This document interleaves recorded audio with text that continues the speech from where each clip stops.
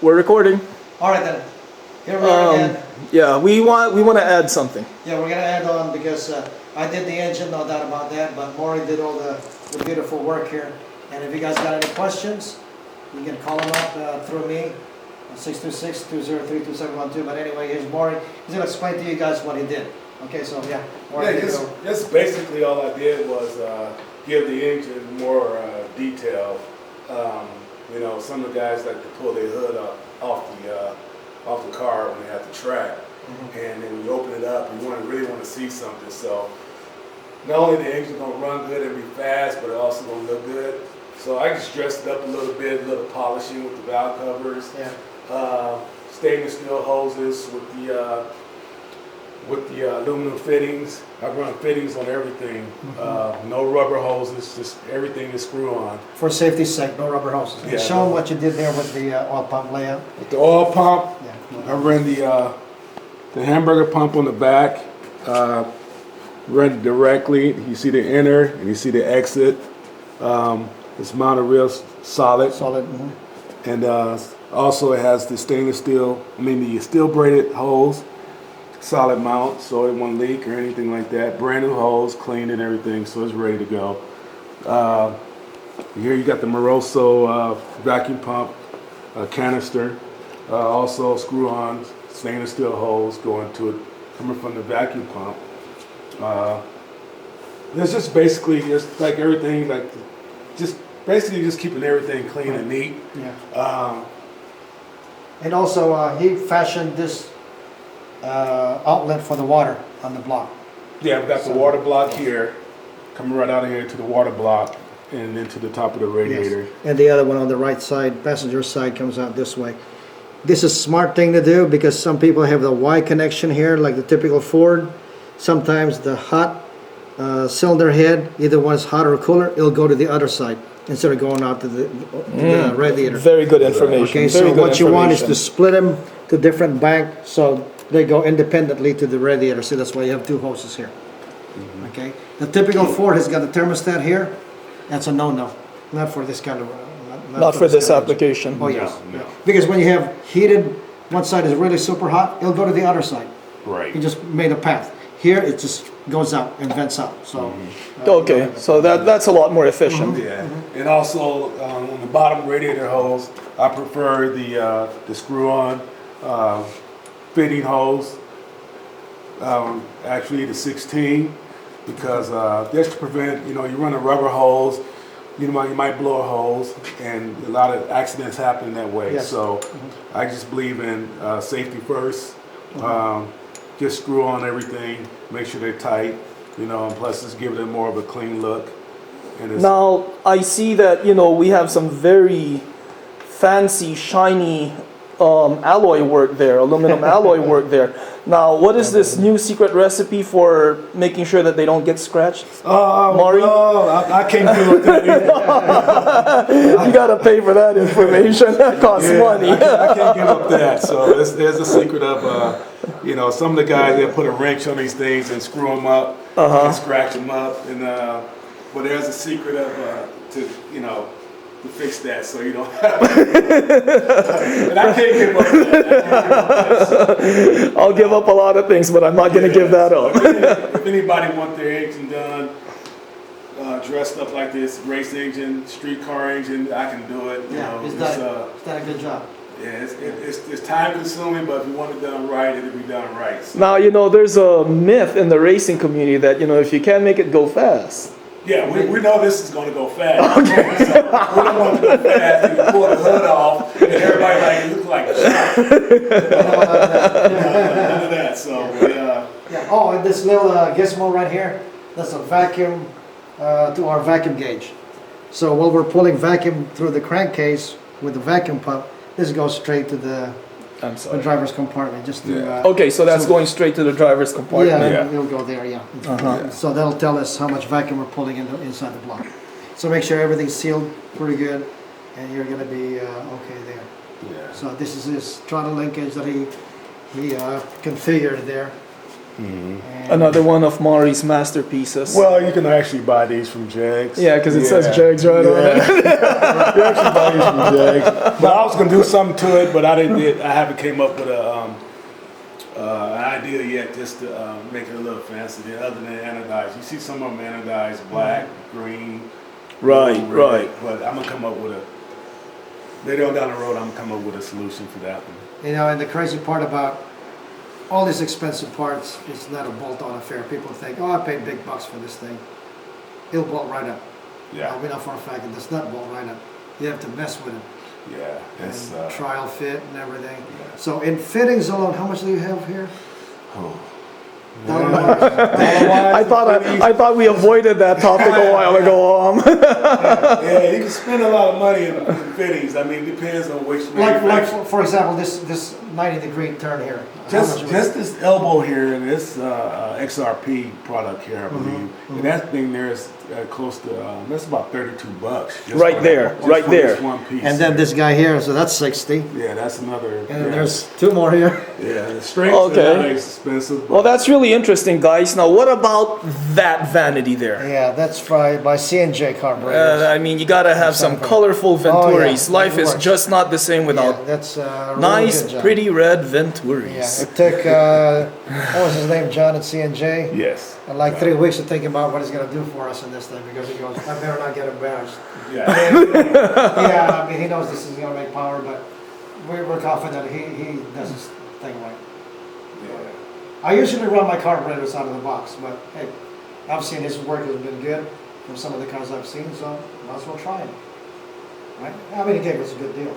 Oh, yeah. Chances ever probably gave us what 50% discount. Yes. Well, you should. He's getting a plug right now, and it's Yeah. good. This plug's going Right, C&J international. carburetors from Santa Fe Springs, plus of course. Yeah, this Big- plug is gonna go across the pond. Yeah. And then this spacer here, again, this one here took me quite a while to fit this into this manifold because just, again, this is a CNC part.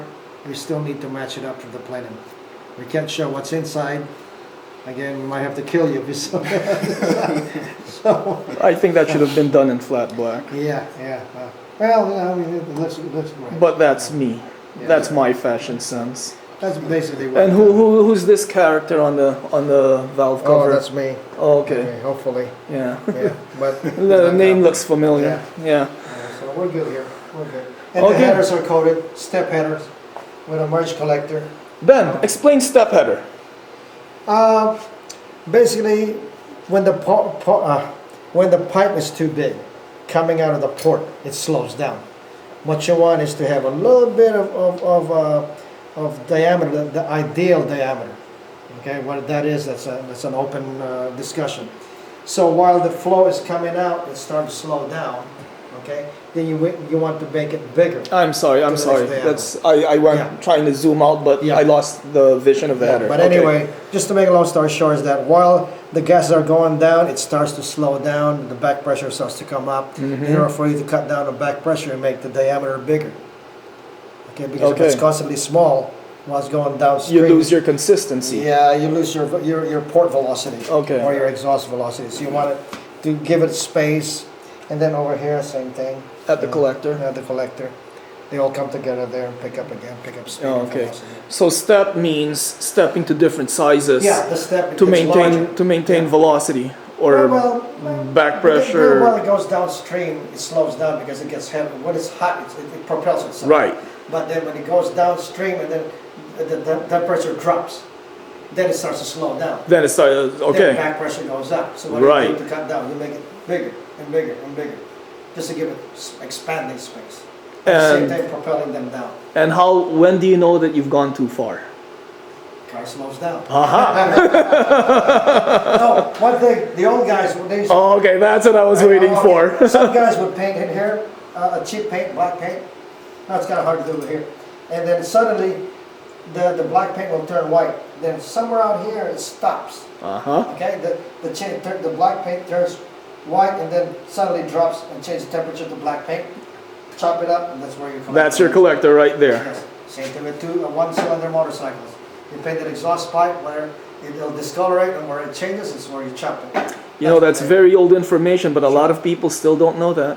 Yeah, but that tells you that that's where it starts to slow down drastically, and that's where you want to vent the atmosphere. Anybody who's listening, that was a big hint Yeah, right yeah. there. Yeah, yeah. So yeah, that's one of those things. Same thing here. Full throttle. You see a fog here on top of the carburetor. You start bringing it up. Okay, because you don't want the pulse to go above the venturi because it affects the venturi. Now, if this one didn't have the space, let's say it's all the way down here. At full throttle, lower RPM, you see a fog on top of the carburetor. So you start bringing it up. Those are reversion pulses. All these reversion pulses, you want it to be below the venturi. Because if it's above the venturi, it upsets the metering. That's why you see guys with long spacers. That's basically the purpose. But of course, this also has a lot to do with altitude. Sure, sure. And then all of that, you know, you want the plenum to be here. You want as much plenum as you want here. Because if it's too small, it's like everybody robbing from a little pocket. So you give it a little bit more space so everybody has their own fair share. Everybody has a fair share. You gotta spread the. Okay, so basically that's the key for the plenum. Everybody gets a bigger portion of the drawn-in mixture. If it's too small, there's hardly any reservoir in here, and it becomes a robbing situation between cylinder and cylinder. That's it. Anything else? Did we forget anything? Oh, okay. Here again, we have to degree this. Good quality dampeners don't have any numbers. You have to make your own TDC marking. All right, so you don't depend on the factory mark as your reference. More likely than not, they're off. So confirm your TDC mark and go through and degree your, not your camshaft, degree your dampener. All right, so people degree their camshaft, but they didn't degree their dampener. They're reading everything all wrong. So make sure all that is numbered correctly and right on the money as far as TDC numbers are concerned. Okay, there you go. That's it. Yeah, I'm learning all this too. So I went from Chevy to Ford. Well, there you go. A Chevy man. Well, I'm convinced. On the other side of the fence. They said So you've seen the light. Yeah, they said the grass. You think the grass is greener on the other side? Yes, it's Well, greener and it's higher. And it's higher too. Okay. I learned. Yeah. I'm still learning. I still know my Chevy stuff. Yeah, this Ford stuff is a little complicated, but it's less expensive. You know, the problem with Chevy to begin with is, you know, it started out with a French name.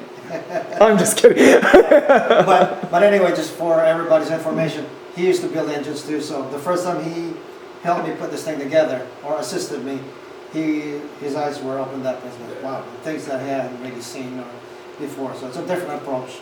You know, and anyway, also this engine is similar to the engine that's powering Irwin's 65 Mustang against Joe Sherman's Chevy March 23rd. So that'll be a big race. This is similar engine except this thing got 1.4 burn. But in actuality, this is stronger than Irwin's. Ooh, Irwin's not gonna like that. Yeah, but, Irwin's engine is actually 10 years old. So this is a brand new build. The technology here is way ahead. So anyway, that's 10 years ago, but still good. Oh, he's kicking butt out there. Oh yeah. He's kicking butt out there with that 10-year-old motor. Again, a lot of people will say, can't be done. There's a Blue Thunder head. We don't want to copy anybody, of course. If we run fast, it's run fast because it's a D3, it's a SC1 or it's whatever. We ran a Blue Thunder because nobody runs it. So it's not that we're trying to prove a point, we just want to do it our way. We're not going to copy anybody, we do our own thing. Okay? We're trying to prove a point. Exactly. Yeah, Okay. I think so. All right, we're good. Okay. Anything else? Okay, guys. One more thing. Huey, I'm working hard on this thing. I've been out here 3 weeks. Working on this thing. Just on the front end, 3 weeks there. We've been working on this thing. So get at home, on the computer. I know what you're doing, but Big Bro is here working hard. Okay. And I'm tired. But as soon as it makes a pass, we're going to be happy. Oh, yeah. All right? Okay. So anyway, this is Maury Dewitt, and I'm Ben Almeida. Hopefully I'll see you guys next time again. Okay. Thank you. Good day, good night.